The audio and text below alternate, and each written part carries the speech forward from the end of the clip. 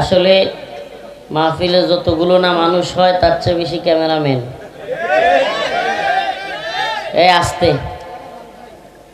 সমস্যাটা হলো কি, ইউটিউব থেকে আপনি কিছু টাকা ইনকাম করে পরিবারকে খাওয়াবেন, সেটা যদি হালাল পথে হয় তাহলে কোনো সমস্যা নাই। কিন্তু প্রবলেমটা যে জায়গায় সেটা হলো ইউটিউবে এই ওয়াজের ফাঁকে ফাঁকেও মহিলাদের নাচ সহ কিংবা মহিলাদের অ্যাডভার্টাইজ সহ বিভিন্ন ধরনের অ্যাড আসে। মুফতিয়ানি কেরাম আছেন, যদি কোনো মহিলার অ্যাড আসে এবং কোনো হারাম পণ্যের অ্যাড আসে তাহলে সেই বিজ্ঞাপন সেই ওয়াজের ভিডিওর ইনকামও হালাল হবে না। ভালোভাবে বুঝেন, অ্যাড আসার সাথে সাথে ওই অ্যাড মহিলাদের হইলে কিংবা হারাম পণ্যের হইলে সেই ওয়াজ প্রচার করতেছে, অথচ ইনকাম কি হারাম। খুব ভালোভাবে বুঝেন। তো যারা ইউটিউবার এদের বেশিরভাগ আকসার নিয়ত হইল টাকা কামানো, দিন প্রচার কোনো নিয়ত নাই এদের। আকসার ইল্লা আছে এক দুইটা, মাঝে মাঝে খুব কম। তো আমি এই জন্য মাঝে মাঝে বিভিন্ন প্রোগ্রামে বলি যে মনে করেন ঘর বানাচ্ছেন, কি করতেছেন, ঘর বানালেন, জানলা রাখলেন, তো জানালা রাখলেন, নিয়ত করলেন বাতাস খাবেন,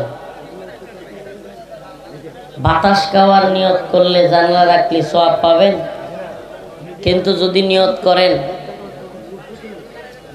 এক ব্যক্তি নিয়ত করলো যে আমি জানলা রাখতেছি ঘরের বাতাস খাবো, কি করব? আরেক ব্যক্তি নিয়ত করলো আমি জানলা রাখতেছি আজানের শব্দ ফজরের সময় আমার কানে আসবে, আমি ঘুম থেকে উঠে নামাজ আদায় করব। আচ্ছা বলেন, এই ব্যক্তি কি শুধু আজানের শব্দে ঘুম থেকে উঠবে নাকি বাতাসও খাবে? তাইলে আজানের শব্দ শোনার নিয়ত করার কারণে সোয়াবের সোয়াবও পাইলো, বাতাস খাইলো ফাও। আরেক ব্যক্তি কি নিয়ত করছে, শুধু বাতাস খাবে, সে কি সোয়াব পাইলো? তেমনি ভাবে ইউটিউবার যারা, এদেরকে নসিহা দেই, আর দিন ওয়ান নসিহা, দিন হলো উপদেশের নাম। তো এই জন্য নসিহা দিচ্ছি, আপনারা যারা ইউটিউবার বিভিন্ন ভিডিও করে তারপর ফেসবুকে দেন, অন্য সময় গানের ভিডিও করেন, পাল্লা এলাকার যা মন চাই তার ভিডিও করেন। এখন ভাইরাল হুজুর যেহেতু আইছে, এই ভিডিও একটু সারি, যদি আমার চ্যানেলটা একটু উঠে, এই দান্দাও আছে। আল্লাহ পাক এই ভাইরালিজম সেলিব্রিটিজম থেকে আমাদেরকে রক্ষা করুন, বলো আমিন। ও চাচা, আপনার ঘরে খাইছিলাম, আপনারা দেখতাছি, আপনার ইয়া করার দরকার নেই, কি করে এটা রে, না ভলান্টিয়ারের দায়িত্বের দরকার নাই, দাঁড়ায় থাকেন। ছোট্ট জায়গা করছেন, এত মানুষ বসবে কোথায়, যে যেমনি আছে এমনি থাক। তো বলতেছিলাম, নিয়তের কারণে সওয়াবও পাওয়া যায়, বাতাসও খাওয়া যায়। তো আপনাদের নিয়ত যদি হয় দিন প্রচার, কি নিয়ত, এই কথা কয় না, বলেন দিন প্রচারের নিয়তে ভিডিও করে ছাড়লেন, ইনকামও আসলো, সুবহানাল্লাহ, সবের অধিকারী হয়ে গেলেন, আবার কি হলো, ইনকামও আসলো। আর যদি নিয়ত থাকে খালি ইনকামের দান্দা, দিন শেষে হালাল হারাম বিবেচনা থাকবে না, যেমন মন চায় ভিডিও করো, যেমন মন চায় ছাড়ো, হুজুরের থাম্বনেল যেটা মন চায় এটা দাও, হুজুরে ফাঁসাইয়া দাও, হুজুর বিপদে বললে আমার কি, মাহফিল কর্তৃপক্ষ বিপদে বললে আমার কি, আমি তো ভিডিও করে ইনকাম করেই ফেলছি। তো এই চিন্তা চেতনা থেকে আমাদেরকে বের হয়ে আসা উচিত, কি কর? প্রবলেমটা কোথায় জানেন, নসিহা তো আমরা করি এই জন্য যে আপনারা ঠিক হয়ে যাবেন। বাস্তবতা কি, দিনের উদ্দেশ্যে এই 50,000 60,000, এখানে অনেক ক্যামেরা আছে যেগুলোর দাম প্রায় 1 লাখ, ঠিক না, 1.5 লাখও আছে। এই 1.5 লাখ টাকা দিয়ে দিন প্রচার, শুধু টাকা যদি না আসতো ক্যামেরা একটাও খুঁজে পাইতেন না।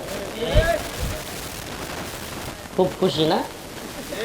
এদেশের কোনো মসজিদে 10,000, 12,000, 6,000, 7,000 বেতন যদি না ধরা হইতো, ইমাম খুঁজে পাওয়া যেত না। এদেশের কোনো মঞ্চে বক্তা খুঁজে পাওয়া যেত না যদি হাদিয়া তোহফা না দেওয়া হইতো। অবস্থা কোথায় আমাদের? এটা শুধু এদেরকে নসিহা দিলাম না, নিজেদেরকেও নসিহা দিলাম। চেষ্টা করলাম, মাদ্রাসা বন্ধ হয়ে যাবে উস্তাদের যদি হাদিয়া আগে নির্ধারণ না থাকে। চাকরি করবার চায় না, নিজে একটা মাদ্রাসা পরিচালনা করি তো আগে হাদিয়া ফিক্সড করতে হবে। স্কুল, কলেজ, ভার্সিটির মতো দ্বীনি প্রতিষ্ঠানগুলো, দ্বীনি কাজগুলো আজকে শুধুমাত্র দুনিয়া তালাশ করার মাধ্যম হয়ে গেছে। আস্তাগফিরুল্লাহ। মসজিদ দিন না দুনিয়া? মাশাআল্লাহ। মসজিদ দিন না দুনিয়া? মাদ্রাসা দিন না দুনিয়া? দিন কেন্দ্রিক আছে নাকি দুনিয়া কেন্দ্রিক হয়ে যাচ্ছে এখন? ইউশিকু আন ইয়াতি আলান নাসি জামান লা ইয়াবকা মিনাল ইসলাম ইল্লা ইসমুহু ওয়া লা ইয়াবকা মিনাল কুরআন ইল্লা রাসমুহু মাসাজিদুহুম আমিরা ওয়া হিয়া খারাবুম মিনাল হুদা। আল্লাহ রাসূল সেই প্রায় 1500 বছর আগে বলছেন, ইউশিকু আন ইয়াতি আলান নাসি জামান, এমন একটা জামানা আসবে লা ইয়াবকা মিনাল ইসলাম, ইসলাম বলতে কিছু থাকবে না বাকি, ইল্লা ইসমুহু, খালি কি থাকবে? নামটা। জিগাইবেন নাম কি? মুসলিম উদ্দিন। মাশাআল্লাহ, কত সুন্দর নাম। আকাম সব করে। আমি বলতেছি না এই নামের লুকি খালি যে আকাম করে, এটা না। উদ্দেশ্য হলো মুসলমানের সন্তান, নামও রাখছে সুন্দর, কিন্তু সে খারাপ কাজ একটাও বাদ দেয় না, হারাম কাজ একটাও কি দেয় না। তাহলে ইসলাম কি তার মধ্যে আছে?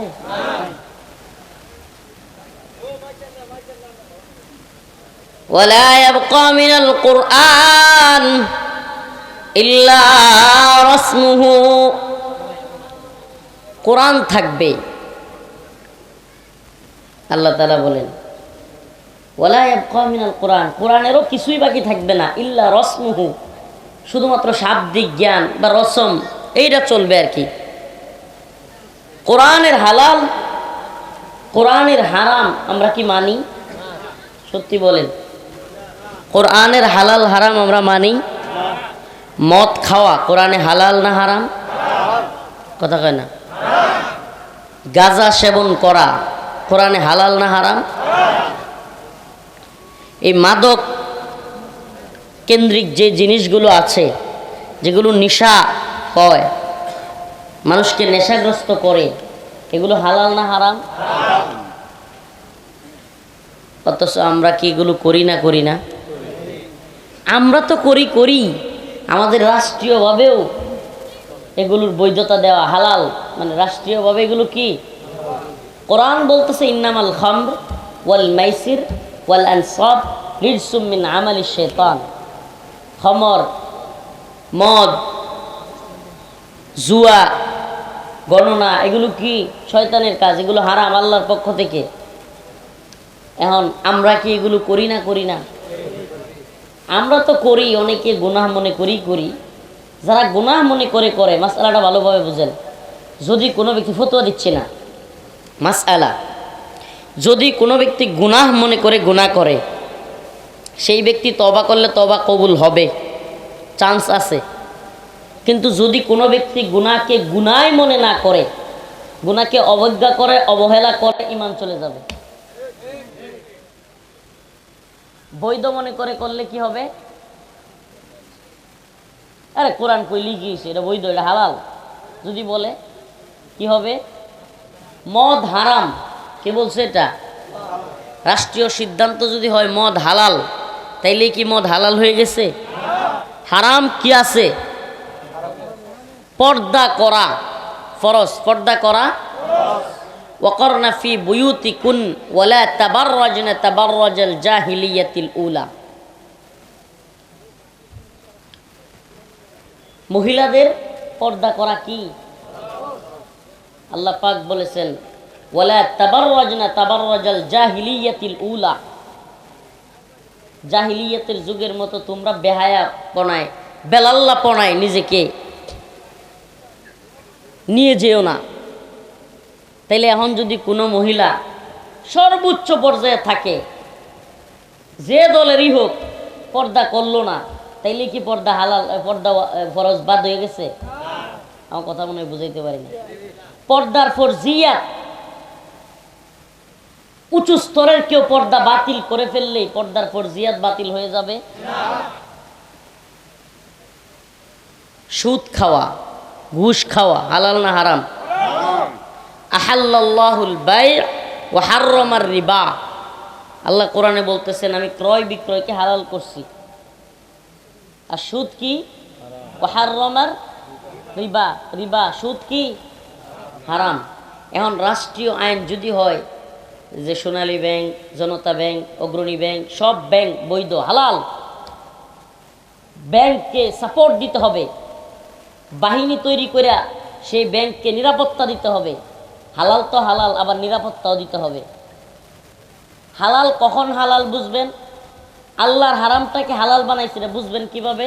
বুঝবেন এইভাবে যে আপনি যদি আল্লাহর হারামকে তারা হালাল মনে না করে, তাইলে দেখবেন আপনি যদি সেটাতে বাধা দিতে চান তারা চুপসে যাবে। কি করবে? মনে করেন একটা লোক সে জানে মদ খাওয়া কি হারাম, খারাপ কাজ, তাকে যায় বলবেন ভাই মদ খাইও না, লজ্জায় হইলেও একটু আড়ালে চলে যাবে। কি করবে?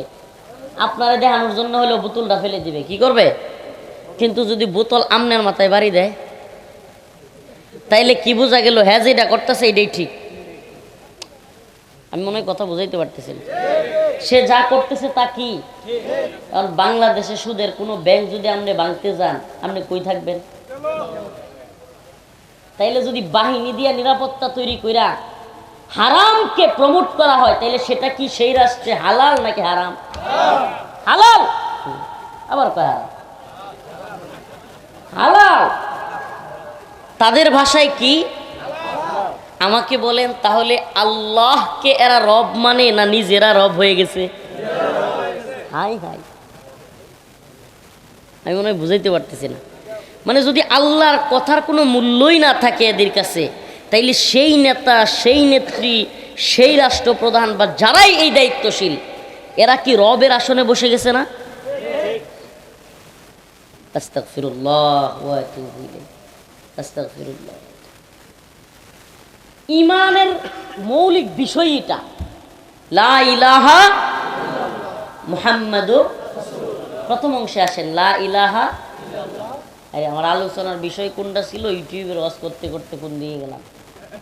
হালাল হারামের মাসালায় আমার আলোচনা ছিল।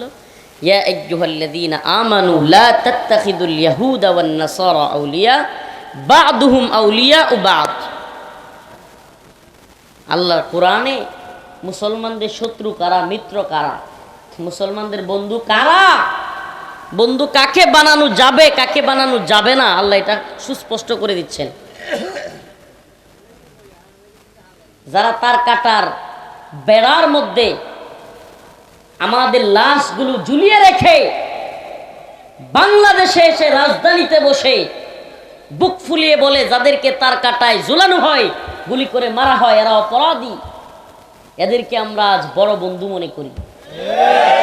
যারা আমাদেরকে তিস্তার পানি দেয় না, যারা ফারাক্কা বাঁধ ছেড়ে দিয়ে, বিভিন্ন বাঁধ ছেড়ে দিয়ে এ বাংলার মানুষদেরকে বাসায় নেয়, মানুষকে পশুর মতো মেরে ফেলে, এদেরকে আমরা বন্ধু মনে করি। যাদেরকে আমরা সব দিতে চাই। রেল লাইন নিতে চাও নাও, কয় রেল লাইন বাংলাদেশে নিলে, বাংলাদেশের রেল লাইন নিলে তারা বাংলাদেশের ক্ষতি কি? যেই মহিলা, যেই লোক এই কথা বলতে পারে যে রেল লাইন ঢুকলে ক্ষতি কি বাংলাদেশ দিয়া, আরেক দেশের, এত আরেক দিন বইলা বসবে যে বাংলাদেশ নিয়ে গেলেই ক্ষতি কি? সমস্যা কি? আমরা বিরাট বড় একটা রাষ্ট্রের নাগরিক হইলাম। হ্যাঁ, কি মজা! কত মজা না, কত মজা না? বলতাম না, এই স্বল্প মানুষের মধ্যে এত গুরুত্বপূর্ণ কথাগুলো বলতাম না, কিন্তু বলতেছি কেন জানেন? আপনারা সীমান্তের লোক। আমি এখান থেকে বের হয়ে বিবাড়িয়া পর্যন্ত যেতে পারবো কিনা এটা আমার মাওলা জানে। কুছ পরোয়া নেই, আল্লাহ। আমি কোনো চিন্তাও করি না কোনো সময়, কতদিন আসি, কয়টা খাইতে পারবো, কয়দিন যাবে না যাবে এটা কার পক্ষ থেকে ফাইসালা? এদের কোনো ক্ষমতা আছে? আল্লাহু লা ইলাহা ইল্লা হুয়াল হাইয়ুল কাইয়্যুম হুয়াল আউয়াল ওয়াল আখির ওয়াজ যাহির হুয়াল আউয়াল ওয়াল আখির ওয়াজ যাহির ওয়াল বাতিন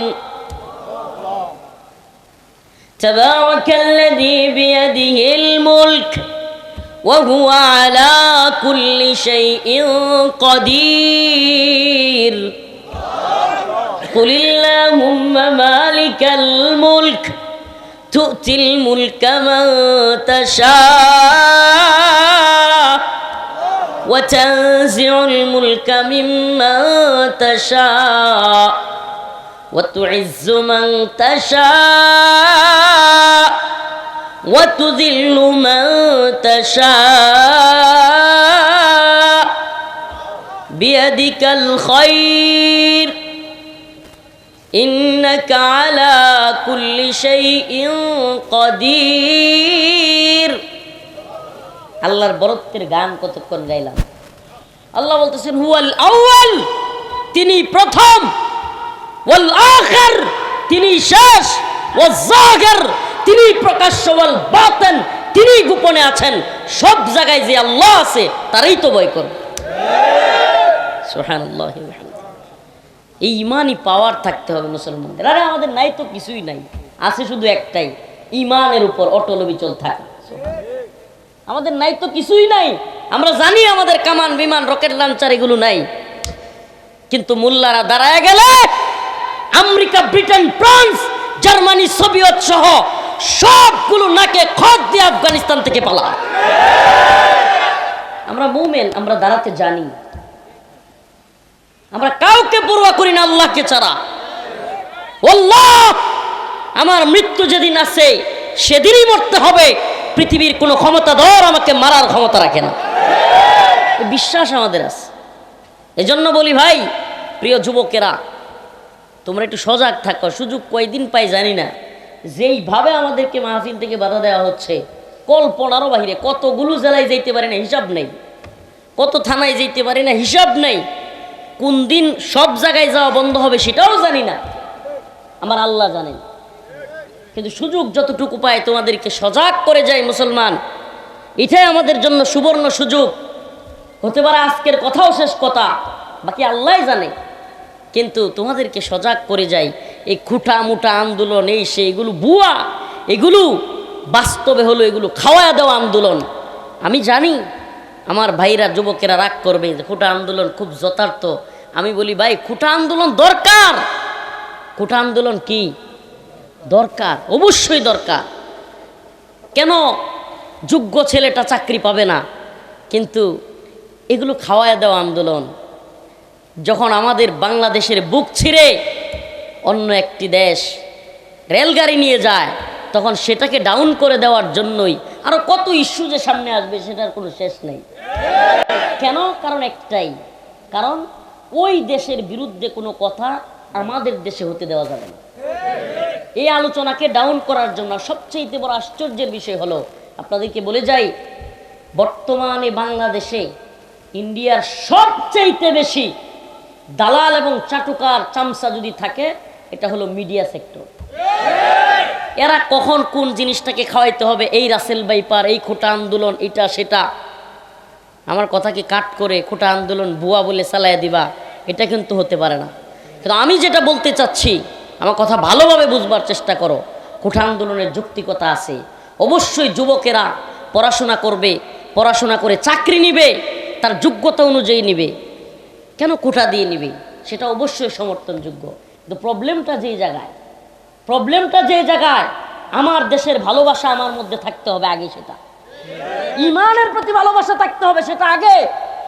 আমার মধ্যে যদি এই গায়রত না থাকে, ভাই আপনি যে চুক্তি করলেন, চুক্তির মধ্যে তো লেখাই নাই যে এই যে ত্রিপুরা আছে বা এই যে 7 সিস্টার, যেগুলো ত্রিপুরা, নাগাল্যান্ড, আসাম, মেঘালয় কিংবা আরও যে 2-1টা রাজ্য আছে, আপনি ভারতের মূল রাষ্ট্র থেকে, মূল রাজ্য থেকে এই রেলগাড়ি দিয়ে অস্ত্র নিয়ে এইসব রাষ্ট্রে বিদ্রোহ দমন করবেন না, এটা তো চুক্তিতে লেখা নেই।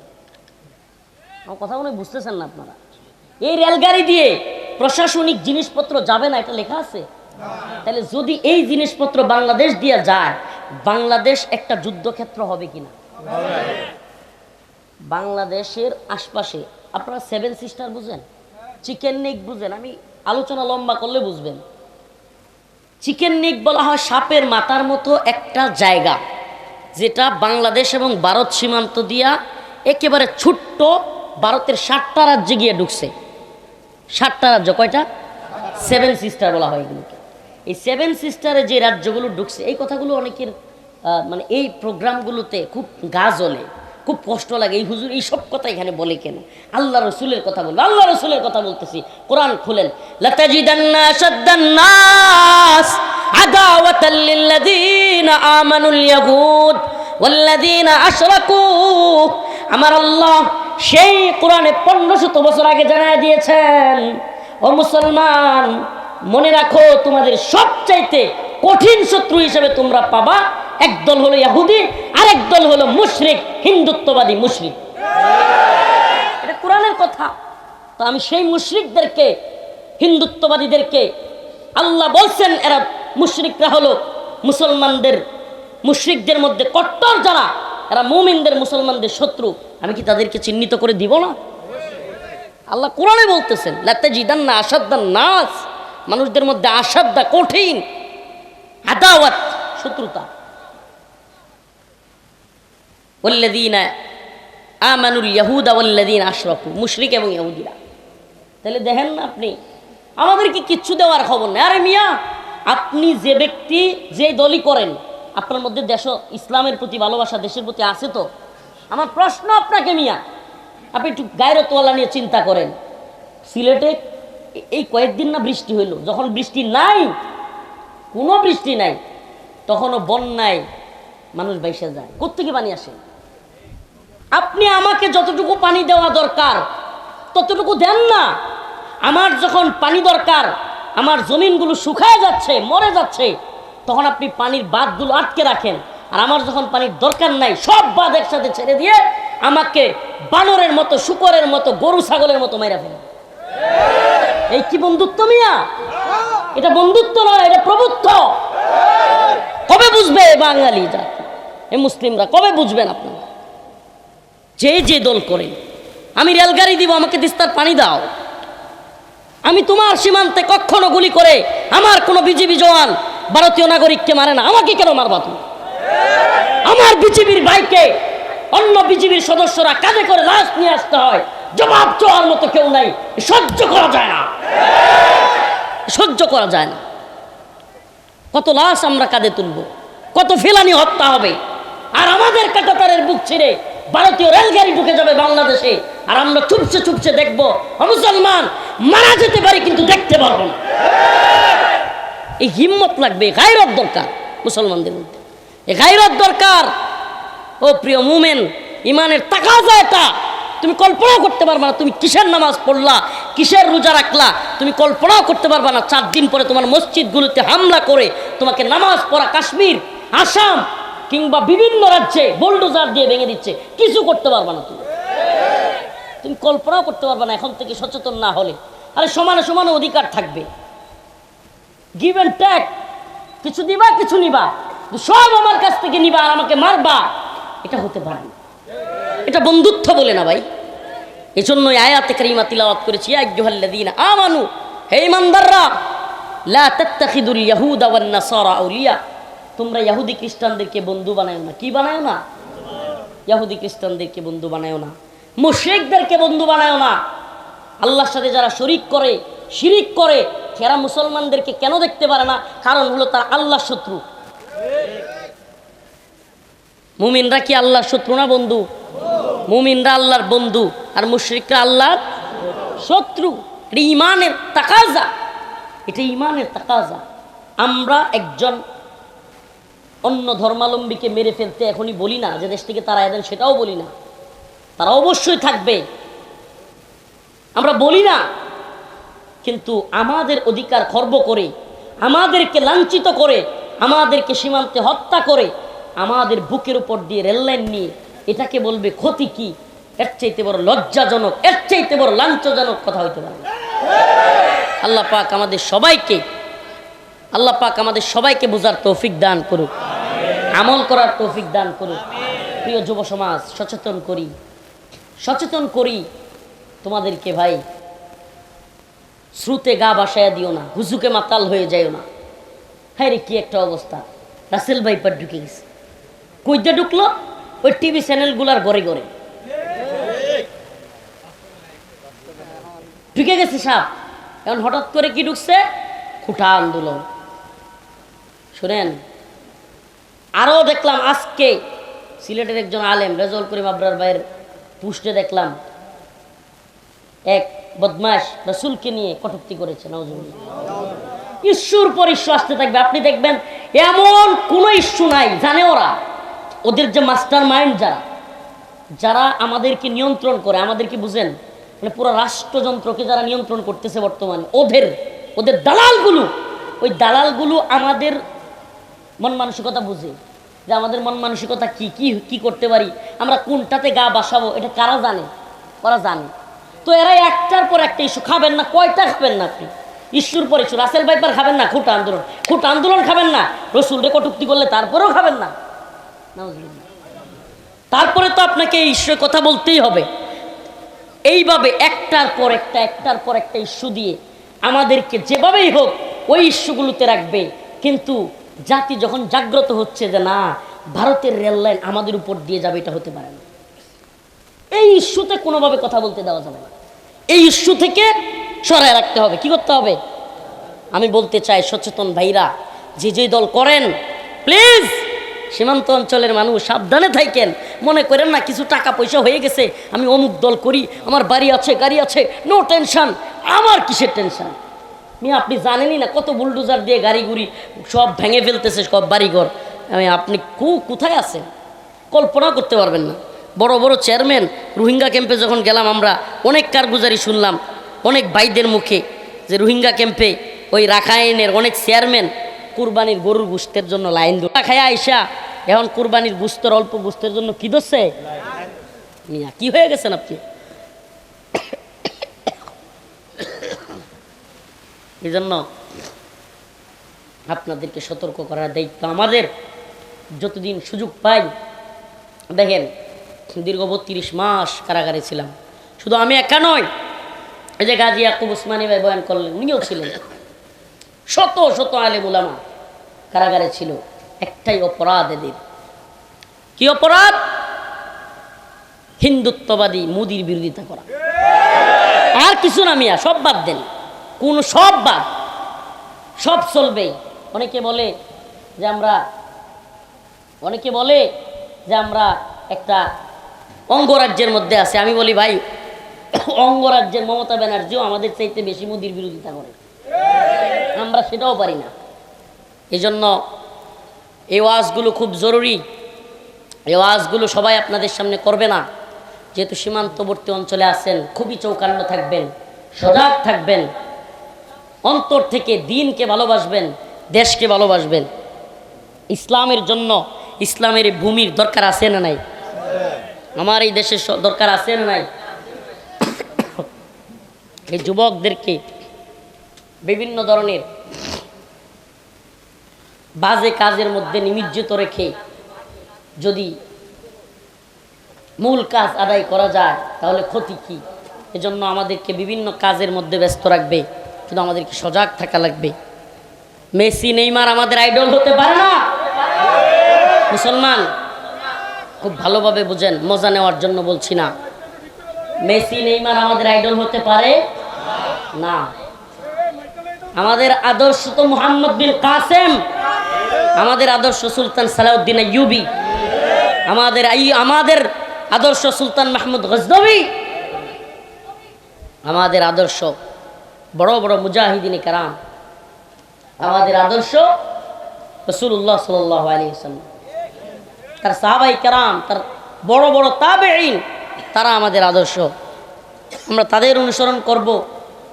আমরা অবশ্যই অবশ্যই অবশ্যই আমরা সম্মিলিতভাবে মিলেমিশে বসবাস করব। কিন্তু কেউ আমাদের উপর জুলুম করবে, সে যেই ধর্মের হোক, সেই দলের হোক, আমরা সহ্য করব, যেই দেশ হোক আমরা সহ্য করব। এই কথাগুলো বিশ্বাস করাও, এই কথাগুলো বলা তো অনেক দূরের কথা, বিশ্বাস করা বুঝাও একটু কঠিন। আমাদেরকে শ্রুতে গা ভাসাইয়া দিয়া, এই জাতির সবচেয়ে বড় সমস্যা কি জানেন? আমাদের এই জাতির সবচেয়ে বড় সমস্যা হলো আত্মকেন্দ্রিক চিন্তা ভাবনা। সবাইকে এই বুকবাদী বিশ্ব ব্যবস্থা আত্মকেন্দ্রিক চিন্তা ভাবনায় নিযুক্ত করছে। রাষ্ট্রের চিন্তা, উম্মা কেন্দ্রিক চিন্তা, দেশের চিন্তা আমাদের মধ্যে নাই। আমার দরকার নাই। আমার গঠিনের কেমনে আছে এটা কেমনে পাক্কা করবো এটার চিন্তা, আমার একটা বলারে কেমনে বিদেশে বাড়াবো এটার চিন্তা, আমার মাইয়াটারে কেমনে ভালো বিয়ে দিব এটার চিন্তা। রাষ্ট্রকেন্দ্রিক চিন্তা, উম্মা কেন্দ্রিক, জাতি কেন্দ্রিক চিন্তা নাই। এই জন্য ওরা সফল, ওরা দেখতেছে আমার একটা চাকরি হইলে হয়, বাস খুঁটা আন্দোলন লাগাই দাও। এদিকে তোমার দেশের ভিতরে রেললাইন ঢুকলো না কি ঢুকলো এটা দেখার দরকার নাই। প্রিয় ভাইরা আমার, এভাবেই ইতিহাস পড়ে দেখেন, মুরব্বী চাচারা যারা আছেন, ইংরেজদের ইতিহাস পড়ে দেখেন। ইংরেজরাও দেশ দখল করতে আসছিল না প্রথমে।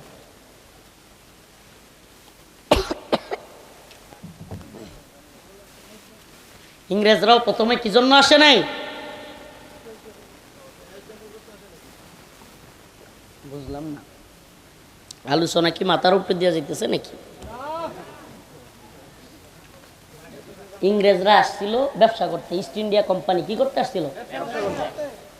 ব্যবসা করতে আইসা তাদের মালামাল চুরি হয়ে যায়, হারায় যায়, তো তাদের মালামালের নিরাপত্তা দেওয়ার দরকার আছে না? বুঝতেছেন তো, মিলতেছে? মালামাল নিরাপত্তা দেওয়ার জন্য বাহিনী আনছে। কি আনছে? ওই বাহিনী এক পর্যায়ে আনতে আনতে আনতে আনতে এমন বড় বাহিনী হয়েছে যে এখন ইস্ট ইন্ডিয়া কোম্পানি দেখলো, আরে ইন্ডিয়ার বাহিনী এটা যে দুর্বল, ওটারা তো চাইলে আমরা হারাই দিতে পারি। ওইটারা হারাই দিয়ে কি করলো, কয় এখন আমরা এই দেশের মালিক, তোরা ট্যাক্স দিবি। মানে রেলগাড়ি যদি ডুহে আর 4-5টা পাথর বাঙালি মারে, খুবের আগে মাইরিয়াই দিল, মনে করেন কষ্টে পাথর মাইরিয়া দিল 10টা, কি কইব? নিরাপত্তার দরকার আছে। মিলতাছে নি? মিলতাছে? এটা তো মাত্র শুরু, এটা মাত্র শুরু মিয়া। ফারাক্কাবাদ, যারা মুরব্বী আছেন, রাজনীতি সচেতন, ফারাক্কাবাদ যখন হয়, ইন্দিরা গান্ধী কয়দিনের কথা বলছিল? পরীক্ষামূলক কয়েকদিনের কথা। কত বছর গেছে, এখনো কি বন্ধ হয়েছে?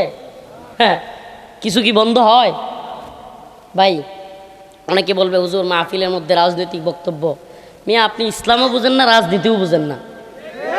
আমার মসজিদ যদি ঠিক না থাকে, আমার দেশ যদি ঠিক না থাকে, আমার মাদ্রাসা কিভাবে ঠিক থাকবে, মসজিদ কিভাবে ঠিক থাকবে, আমার ইমান আমল কেমনে ঠিক থাকবে?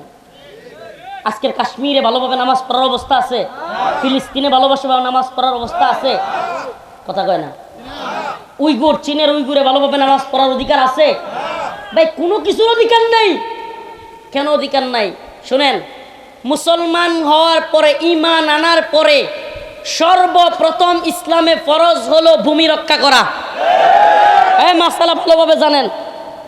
নামাজ পড়া নয়, রোজা রাখা নয়, ইসলামে ঈমান আনার পর সর্বপ্রথম ফরজ ফরজে আইন কোনটা? ভূমি রক্ষা করা। কারণ ভূমি না থাকলে নামাজ কি পড়বেন? এই জন্য প্রিয় ভাইরা আমার, বন্ধুগণ আমার, এই ভূমি, মুসলমানদের এই ভূমির উপর হিন্দুত্ববাদীদের ভয়াল চোখ পড়েছে। এই হিন্দুত্ববাদী আগ্রাসনকে আমাদেরকে বন্ধ করতে হবে, রুখে দিতে হবে। এই হিন্দুত্ববাদী আগ্রাসনের বিরুদ্ধে আমরা কোনো দলমত বুঝি না। কোন দল করেন নামটা পর্যন্ত নিয়েন না ভাই। এখন সবচাইতে বড় কাজ আমাদেরকে পাকিস্তানি রাজাকার, ওই পাকিস্তানি আপনার সৈন্যবাহিনীর বিরুদ্ধে মুসলিমরা যেমন ঐক্যবদ্ধ হয়েছিল এদেশের মানুষ, তেমনিভাবে দলমত নির্বিশেষে বর্তমানে সবচাইতে বড় কাজ হলো ভারতীয় আধিপত্যবাদ নিপাত যাক, নিপাত যাক। স্লোগান হবে কি? ভারতীয় আধিপত্যবাদ। আমি বললে বলতে পারবেন? ভারতীয় আধিপত্যবাদ নিপাত যাক, নিপাত যাক। ভারতীয় আধিপত্যবাদ। সম্পর্ক চলতে পারে, ব্যবসা চলতে পারে, কিন্তু প্রভুত্ব চলবে না। আমাদের উপর প্রভুত্ব কাটিয়ে আমাদেরকে জুলুম করে পাকিস্তানিরা যেভাবে শাসন করতে পারে নাই, তেমনি ভাবে ভারতীয় হিন্দুত্ববাদীরাও শাসন করতে পারবে না। নাসরুম মিনাল্লাহ ওয়া ফাতহুন করিব ওয়া বাশশিরিল মুমিনিন। দোয়া চাই সকলের কাছে, দোয়া চাই। আল্লাহ পাক ভালো জানেন কবে পৃথিবী থেকে চলে যাব কিংবা কবে কোথায় থাকব, এটা আল্লাহই ভালো জানেন। দোয়া করবেন। বড় কঠিন কয়েকটা কথা অকপটেই বলে গেলাম। জানি জানি এই কথাগুলো বলবার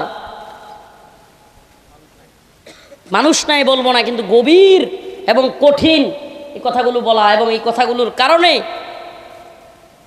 আল্লাহ পাক ভালো জানেন যে এই কথাগুলো বলবার কারণে অনেক কিছু হতে পারে। কিন্তু এই জাতিকে সজাগ করবার দায়িত্ব যে আমাদের, জাতিকে সজাগ করবার দায়িত্ব কাদের? এজন্য এই গুরু দায়িত্ব পালন করার কারণেই আপনাদেরকে সজাগ করে গেলাম।